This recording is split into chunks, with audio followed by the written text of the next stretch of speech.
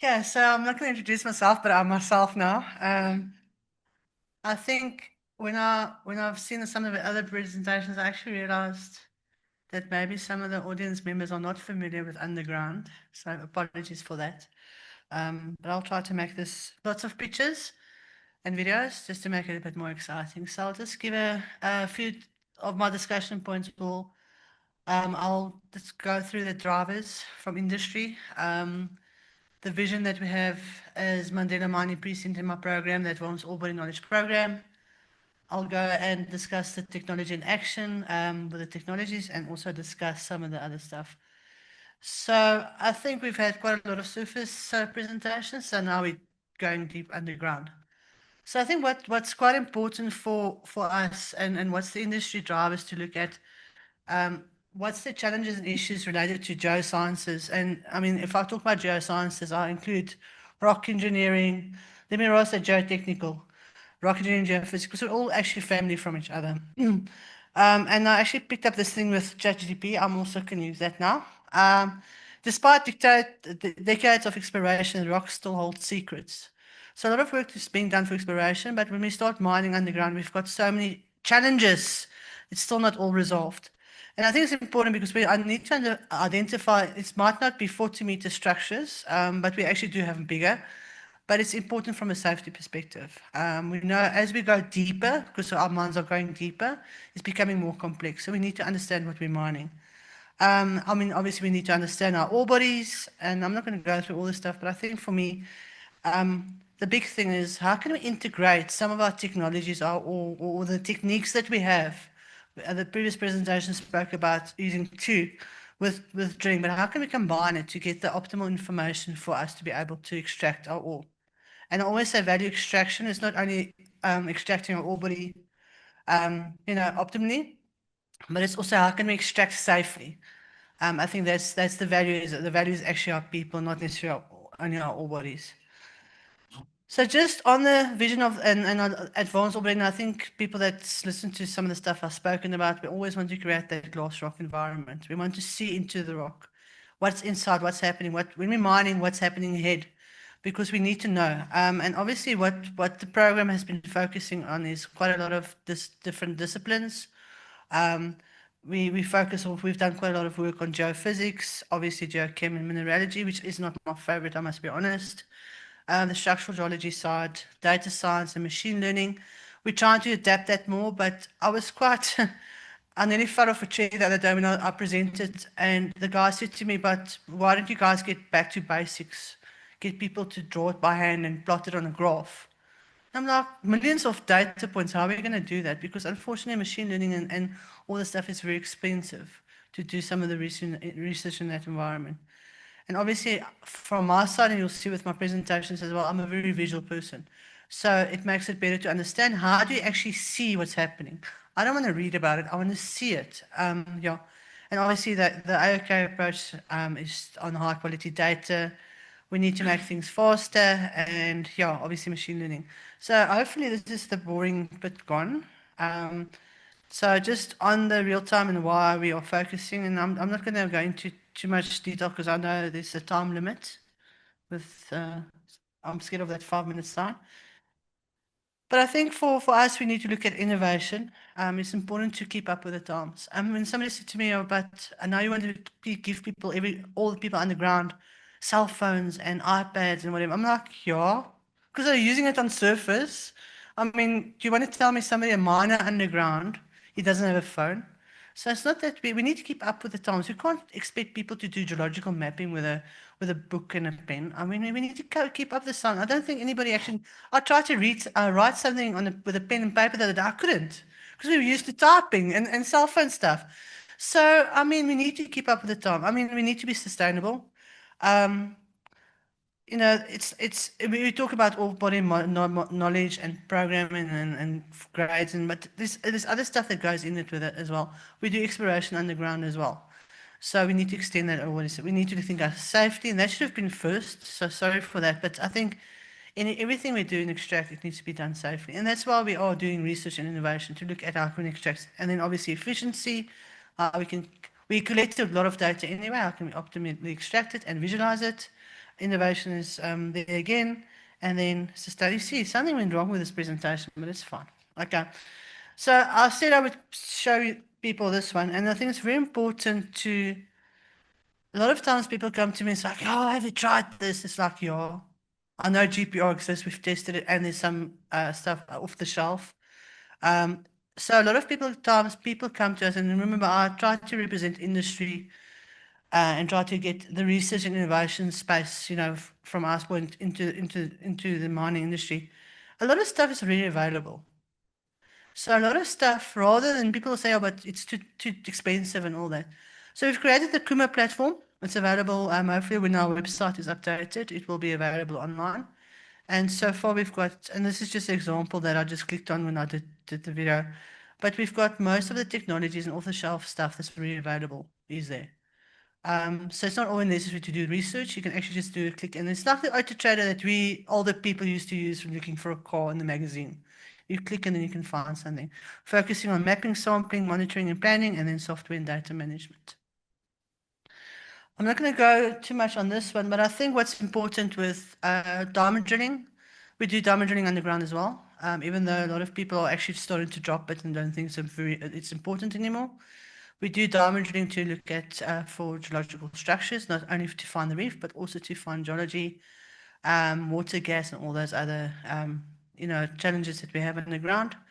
The challenge that we have is our fleets underground are very old. You can't replace all your fleets with new technology. I know Epiroc's got a new rig that's got sensors.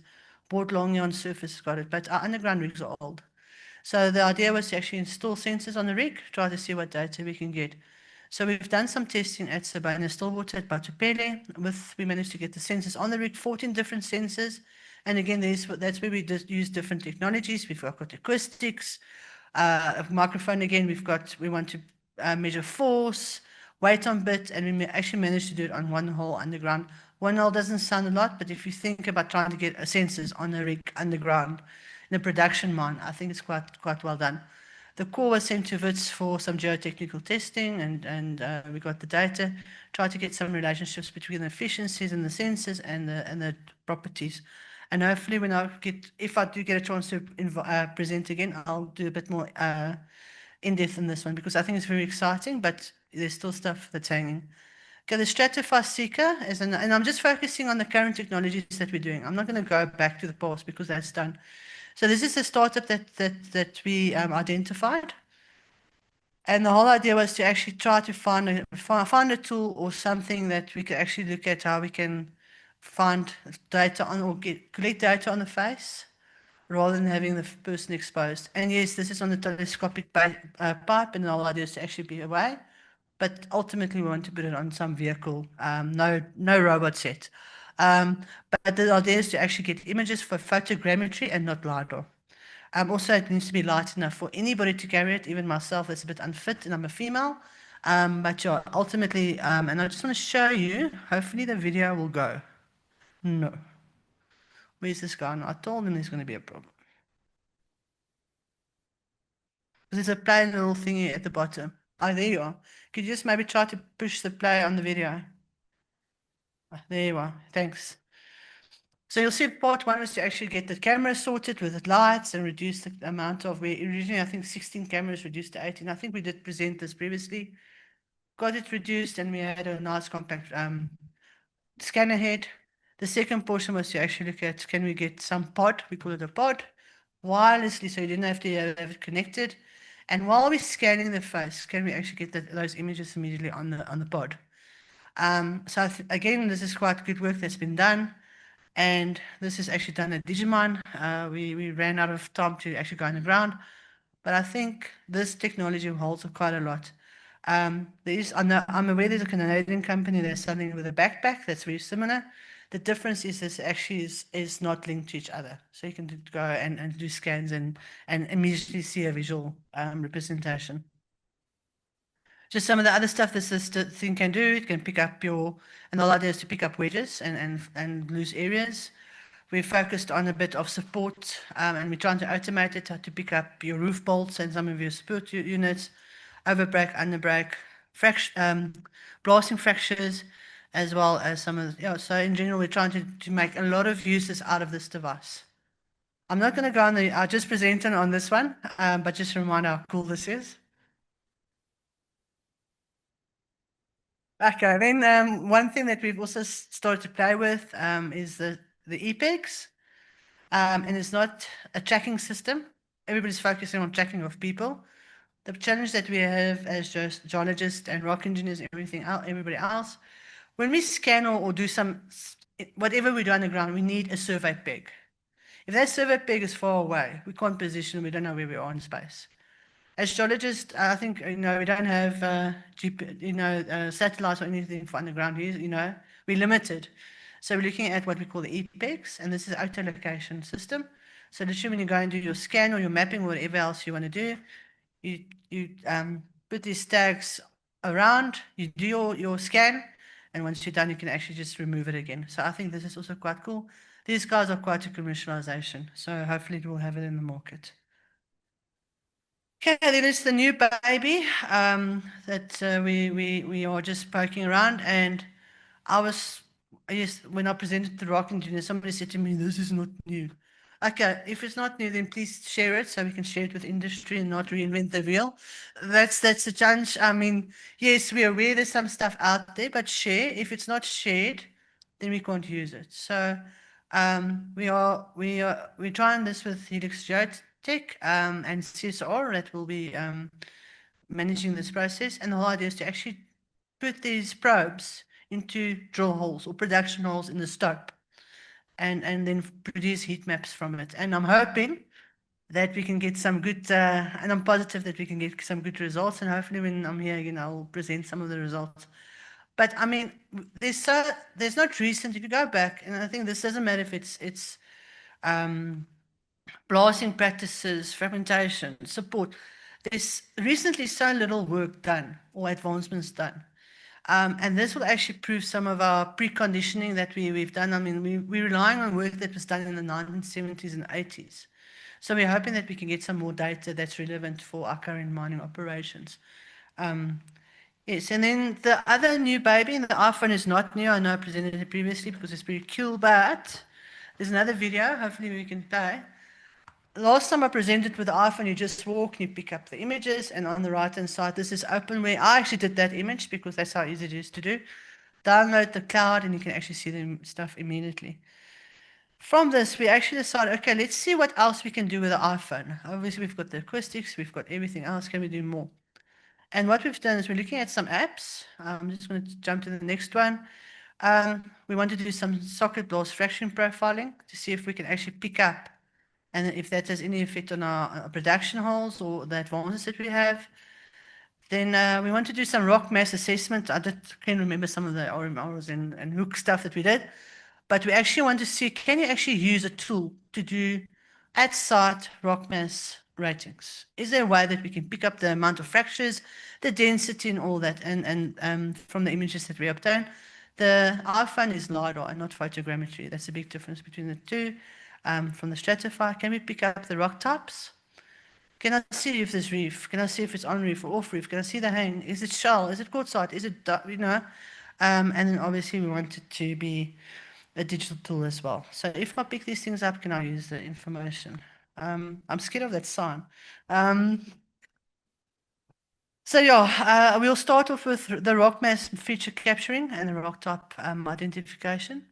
And I'm hoping that from this we can actually get more exciting stuff and outcomes. And the whole idea of this again is the same with the acoustics and everything else we're doing, is it's not limited to the iPhone. We're just using the iPhone because it's a convenient tool. So can we actually use an app on Android? Can we use it on can we use it on the Stratify Seeker? Ultimately, we want to get everything on as integrated and as much as possible. The other challenge that we have, and I think a lot of people that will agree with me, if a mining house are using a specific operator or specific contractor or specific OEM, you cannot get them to move over, even if the people is cheaper or better or whatever. They are set up in their old ways. Okay. So the idea is, can we actually then latch on to here we go again. Can we then latch on from having something that we've developed or investigated or researched can we take that tool and can we put it into the system that they prefer? So we're not limited to trying to sell them hardware or software on our end, that we can rather try to adapt to theirs. Okay, then just in closing, I think a lot of the work that we're doing, and I should have mentioned when I started, all the stuff being done is not done by me. I'm not that smart. I'm just the program manager. I facilitate research. So my job is to actually identify stuff happening in the industry, to share it. But the big thing is to actually collaborate. So we have a lot of collaborators. There's some that's sitting in this room, some of my favorite people. But the whole idea is not only from the universities, but also to get institutions to collaborate. And like I said, if you know, hear something that's been done or something cool, and thanks, Reese, for actually putting us in contact with Geotech. I mean, that's one of the stuff, that's how, see what's there, show us, tell us, so we can share as well. And I'm free advertisement for people as well. So if something is there, I'm going to tell them, don't rather go to these people directly. Obviously, there's a lot of focus on knowledge sharing. So I've changed this presentation a bit, but most of the stuff is more or less the same. Because this is the third time I've had to present to people. So I first presented to the geologists twice. Then I presented to rock engineers, and I'm presenting to the geophysicists. So that if there's any major concerns or issues, that I have actually shared and I can get people's input. So that's quite important to share as well. Hopefully the outcome will be we'll have more safer mines. We'll have more efficient mines. I like guessing, but we need to know. I don't know what the rapid score is going to be on Saturday, though. We need to be transparent, not only the rock, but also with our tools, also with the data. We need to be able to make decisions better. And then safer, smarter, more sustainable mining. I think that's what we need. I know we're sitting with a lot of old mines, but nothing stops us from taking new stuff underground. Especially if you look at the labor force, we've got getting younger people, and like I said previously, that some of these guys are actually smarter than us. They know all these apps and tools and all this stuff. Okay, and that's it from our side. If there's any questions, but I'll keep in time. Any questions for Michelle? No, Glenn. Coming from the friend list. Uh, Just one question. I mean, it's the same thing that we struggle with universities. You show all this nice innovation, but Mandela Mining Precinct is not a production company or a house. What really happens to all these things once you are done with prototypes? So we take stuff up to TR level 7 or so. But we have partners since you've done the other project with, we've actually set up partners that do fund product development and commercialization. So the whole idea of the precinct is to actually get that whole supply chain thing going. I think at some point it was broken. So the first focus was to actually redirect focus in research into mining, which was a challenge at some point. I mean, since mining tech and all that sort of fell through, we're trying to re-energize the research in the mining sphere, and now we're trying to look at all those different chains. But yeah, that's something that the MMP won't be doing, but we do have now partners or people that that so Stratify are being funded now as well to further develop the product. Okay, and the Christic, the EPEX as well. There is some other outside external funding happening there as well. I still don't have money though. Any other questions? Okay, thank you, Michelle. I'm not going to give you more wine, but No, I was about to you say no. can come No, have some more. Oh, wait, we've got one question in the front. I'm not sure if this question is directly for Michelle or just anyone in the room. What are the policies that sort of guide support in South Africa? So let me say, how far from the phase is a tunnel supported? Because I see a lot of pictures where people are working under unsupported ground, and it's just scary. Or does it depend on every mine, as in what policies they have there and all that? So none of the pictures that I showed was out of standard. So I think that's just to make people a bit more comfortable. Except the acoustic one that people had to tap, but they were supported by them. So it's not like people working in unsupported areas. There's different support standards for different operations. Obviously, it depends how deep they are and what the service is associated. So I think one of the stuff there is a lot of focus on is actually on face netting, additional support units. So there's quite a strong, and maybe at least Kevin is underneath some decent support. But yeah, they are trying to support some of the rocks and some of the areas being mined. The challenge is there's still a gap from entering the mine underground and when they do that support. So I think there is a little bit of a gap there. But otherwise, most of the images that we have shown, hopefully, we do usually check for PPE and support. It's just that one with the acoustics that there was a concern on the face. But yeah, they are very strict in the standards. I can't say they always adhere to it, but there is very, very strict standards. Okay, thank you, Michelle. Yeah, that's it.